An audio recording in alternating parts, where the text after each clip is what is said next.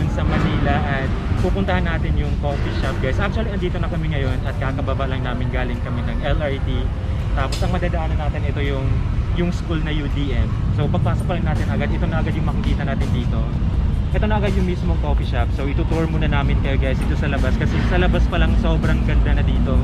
Sobrang eco-friendly guys kasi ang daming puno. So pwede tayong magstay muna dito guys.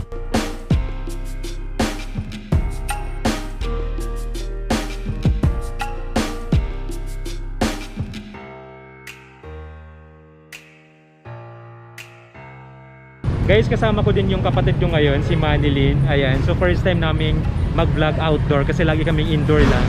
So gusto na ding lumabas muna ngayon. Ayan. So dito pa lang sa labas guys, meron tayong makikitang table, may mga upuan. So pwede tayong, siguro pag nakabili tayo ng coffee, pwede tayong lumabas naman para dito na tayo magkape.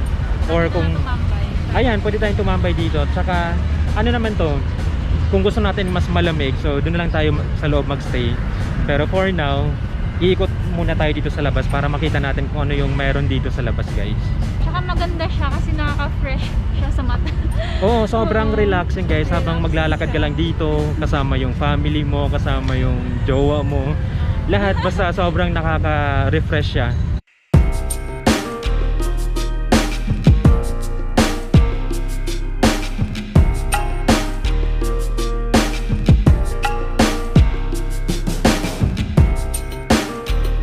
So excited na guys dahil malamig yung panahon, so magkakape na kami. So papasok na tayo ngayon guys.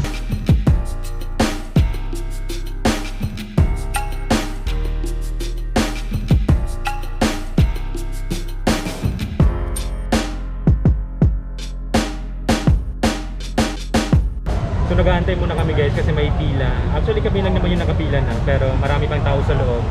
So pag may lumabas, saka lang sila nagpapapasok dito.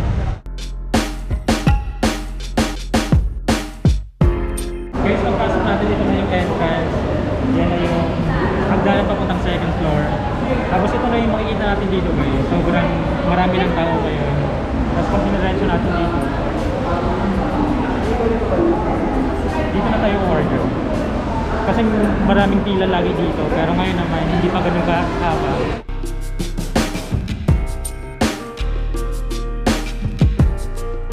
Nakapila kami ngayon para sa order namin.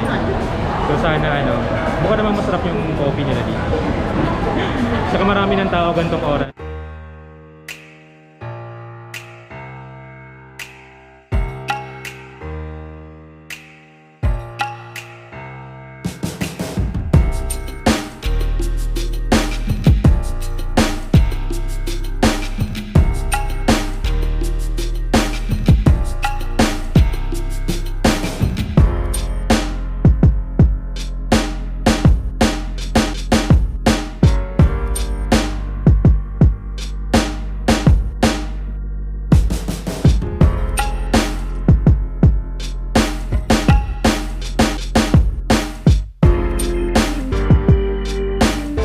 Finally guys, ito na yung order namin. So nagkakape na kami ngayon. Ang sarap ng coffee nila guys. Ito naman in-order namin is Sagada Coffee.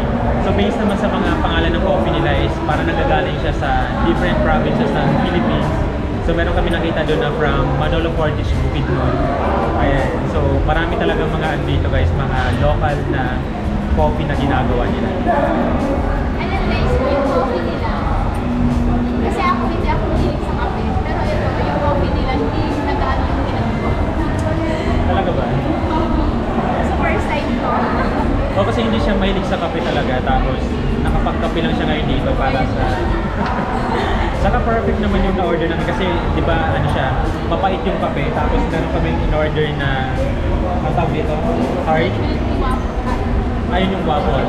Ayan, so ano din siya, perfect combination yung pait nga saka yung tamis ng waffle. Saka dito naman sa loob guys, sobrang ano talaga, sobrang relaxing dito. Tapos ano kasi siya, naka-glass wall. So nakikita natin yung labas from parang almost 180 degrees. Yan, makikita natin from dito, paikot yan. Tapos sa harap natin, makikita natin yan. May mga sasakyan. So di ba, para ka lang talagang parang nagre-relax ka lang dito, nagkakape, tapos makikita mo yung mga tao sa labas, yung mga sasakyan. Ganun siya ka, naganda dito.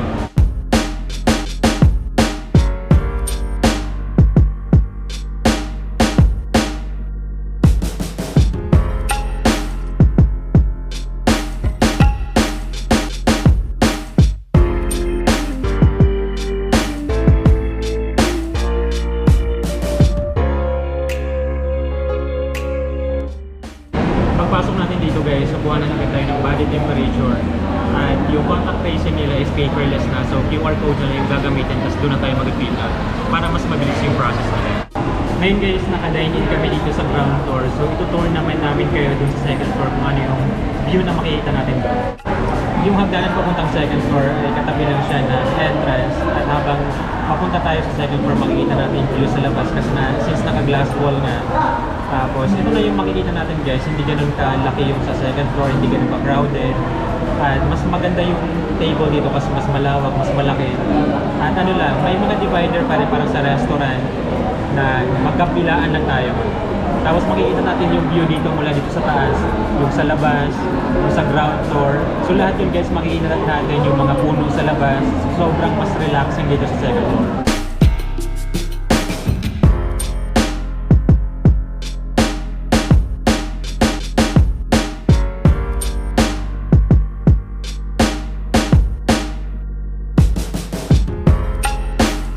Ngayon guys, try naman natin magkape dun sa labas. So samahan nyo akong magkape dun sa labas.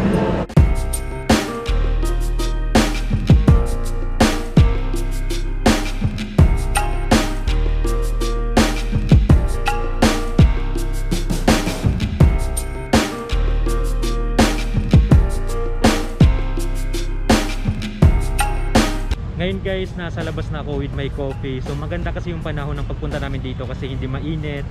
Medyo makulimlim ngayon guys pero hindi naman umuulan. So mas maganda maglakad-lakad dito habang nagkakape tayo. Tsaka marami na din mga tao ditong nakatambay, nakaupo lang, pagkwentuhan, mga ganyan. So super relaxing talaga dito. Yung coffee nila guys nag-range ng 100 to 150 pesos. At kung hindi naman kayo mahilig sa kape, meron silang lemonade which is 120 pesos.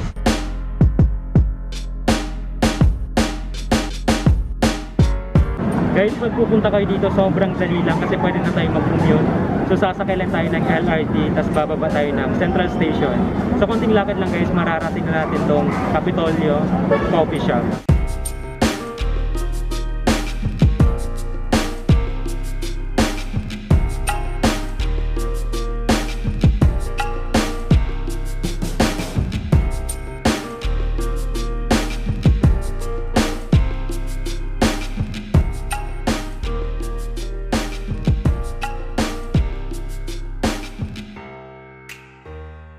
Guys, sa harap ng Capitolio, ito na yung KKK, ito yung Bonifacio Monument. So, konting lakad lang din dito, mararating natin yung Lagos Nilad Underpass. So, meron din akong vlog doon. So, pwede din yung ma-check guys para mapanood nyo kung anong meron doon. That's for today and sana nag-enjoy kayo at sana makabalik din tayo dito para makapagkape ulit.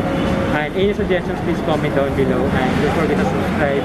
Click the notification bell para ma-update kayo every time na upload ako ng bagong video. So, thank you for watching guys. Black Corvette.